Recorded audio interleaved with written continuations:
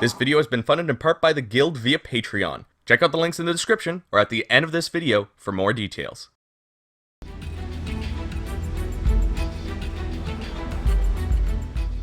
Hello everybody, my name is Gildart, and welcome back to another Pros vs. Cons mini review, the show where I present the pros and cons of my first impressions. While playing Xenoblade Chronicles X, I had a little bit of a surprise in the chat, thanks to somebody who has made it out to many a stream.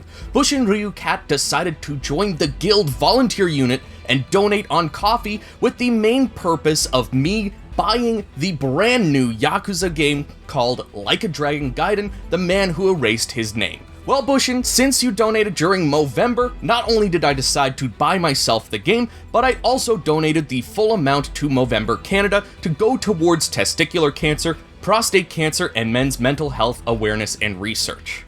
So a big thank you to Bushin and all of you who have donated so far, and if you'd like to learn more about Movember and donate yourself, you can check out the links in the description or the link in the iCard. I'm going to be honest, I've never really played a Yakuza game beyond the short Let's Play I did of Yakuza 0 on my second channel, Gildart Gameplay. I've been incredibly interested in diving deep into Yakuza and the Ryuga Gotoku franchise. I even bought Judgment and Lost Judgment on PS5 to get into these. I haven't cracked the seal on them because I'm waiting for the right time, but I really do think I need to start streaming these games on the channel. Maybe once I finish the other games I've started, or maybe it'll be included in the Sunday poll sometime. But today, we're talking about the latest game in the franchise, Like a Dragon, The Man Who Erased His Name. I didn't know this until I bought the game that they've completely removed the Yakuza name from the title, so I thought this would be a more turn-based experience like the first game to have Like a Dragon in the name. But this is a more traditional Yakuza game.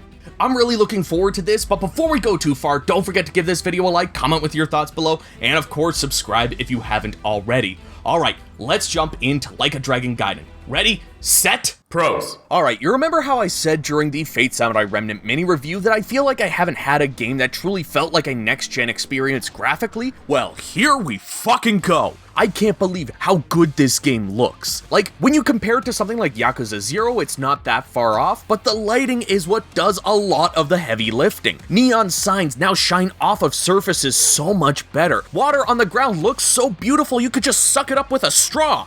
Please don't actually do that.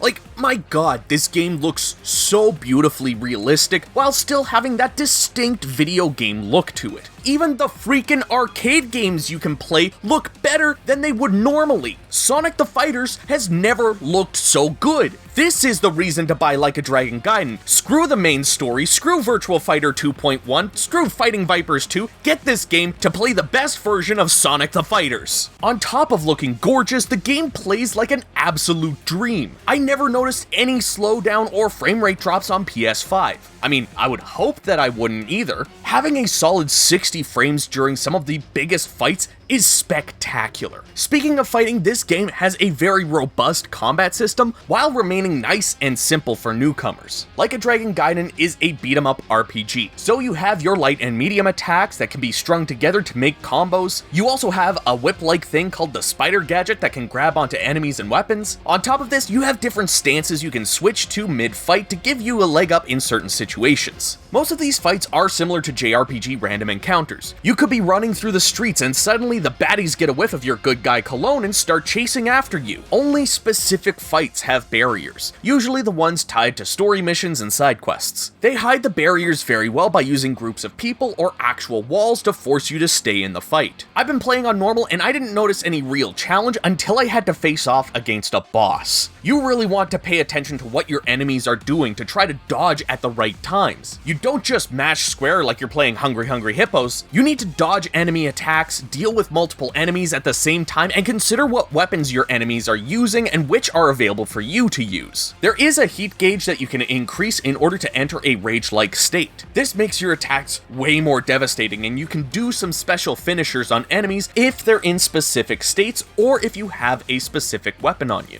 After a normal encounter on the streets, Kiryu drops his weapon and you're free to explore the town, which I would highly recommend. There are multiple times I found myself just looking around for items, side quests, or mini games. I even played shogi for the first time and promptly got my ass handed to me. That's one thing I knew about the Yakuza series going into this. There is just so much for you to do if you want to go for that 100%. Whether it's the crane and arcade games, the various tabletop games, or even golf. One thing I gotta say about exploring the world is that it was a joy anytime I found an item laying around. Plus, since it's an RPG type game, we need treasure chests. And what better use in place of treasure chests than briefcases? This is just too perfect. Excuse me? Then there are locker keys you'll find randomly throughout the town. Some are hidden in plain sight, while others not so much. Some items and keys you'll need to use the spider gadget to grab, meaning not only do you need to keep your eyes on the ground looking for briefcases and items that way, but you also need to look up at the buildings and poles to find these blue flames. So you could run around the town a dozen times and miss several items. Then this brings me to the story. Going in, I thought I would understand as much as I would trying to understand the plot of Kingdom Hearts, but I felt quite comfortable starting here. Sure, they make references which I feel would be nice to have the understanding, but I'm not left completely in the dark. I still have the light from my monitor. In the end of the last game in Kiryu's story, he was given an offer to have Kiryu die to the eyes of the public, in exchange for the orphanage he looks over to be safe and well-funded. Kiryu accepts this offer and changes his name to Joryu. Under this name, he assists in odd jobs for the Daidoji family. On one mission, he finds himself saving his caretaker Hanawa from being abducted. Hanawa and Joryu start investigating when they are ganged up and Hanawa is captured. One of these men, known as Suruno, says he works for the Omi family, and not only do they want the help of Kiryu and know who he is, but also that they can undo what the Daidoji family has done, essentially freeing him of the Joryu name. Since Kiryu has grown fond of Hanawa, he declines, but Suruno gives him a way to at least follow the path to Hanawa. He finds himself in Sotenbori, Osaka, to find Akame, who turns out to be a woman who takes care of the homeless while gathering and selling intel. She doesn't know why Kiryu is there, nor who he actually is. This is where a lot of the game's mechanics come into play, as Akame asks for assistance in growing her network.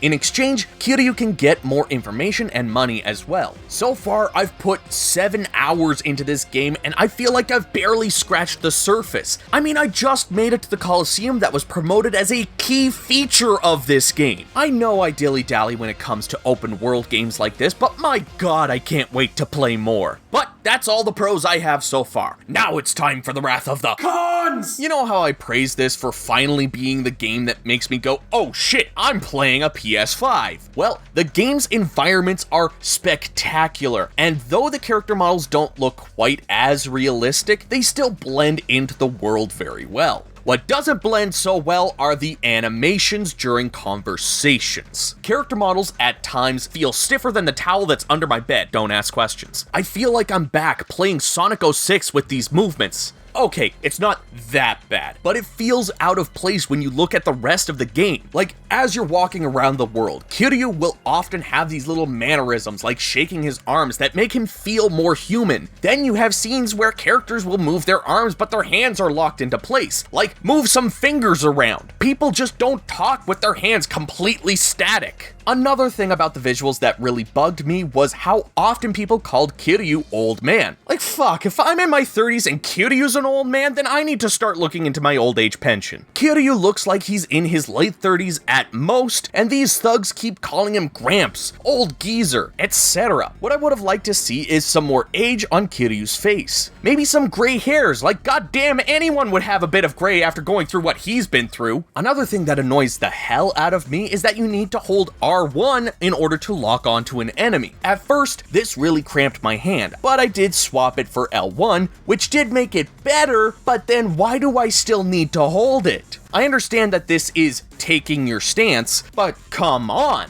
there are better ways to do this. When you take your stance, you lock on to the closest enemy and can circle them and dodge if needed, but you can't dodge if you're not taking your stance. So you have to hold the button in order to dodge. If it weren't for this, the combat would have been the best system that I have ever played. I really do enjoy it, but whenever I need to dodge, it just feels so clunky. Finally, the last complaint I have is one that I went in expecting, and it never means that the game is bad. It's just an aspect of games that I wish were in all releases. I am of course talking about an English dub. Looking into things, it seems like the PS2 game was dubbed quite poorly, and we never got a dub again until Like a Dragon and Judgment. I did read that the English dub will be released later on down the road, so hopefully by the time I finish all of the other Yakuza games, I can come back to this one and will likely feel very weird about the English voices after getting used to the Japanese ones. But damn it, I'm gonna go with English because I'm that kinda stupid. In the end, I really enjoyed Like a Dragon Gaiden.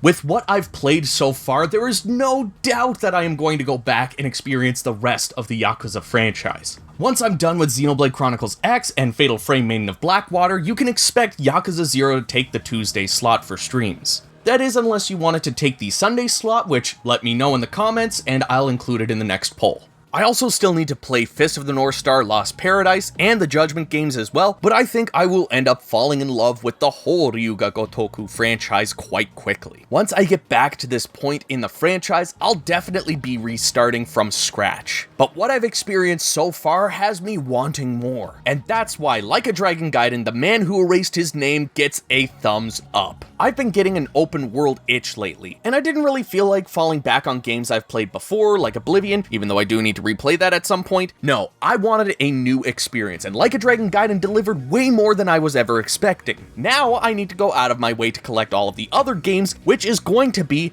a fun experience. Thanks, Bushin, you donated to me, and yet you made me even more broke. It's a problem. But I gotta say, this is the game that got me wanting more out of the Yakuza franchise. Sure, I played Yakuza 0, which I won from a giveaway that Mom Had Studios was doing. Shout out to Mom Had Studios. I don't think I got far enough into Yakuza 0 to actually feel like this series was going to be a big one for me. I had plans to play through the whole franchise, but I seriously think that Like a Dragon Gaiden has proven to me that the Yakuza franchise just might become one of my favorites of all time.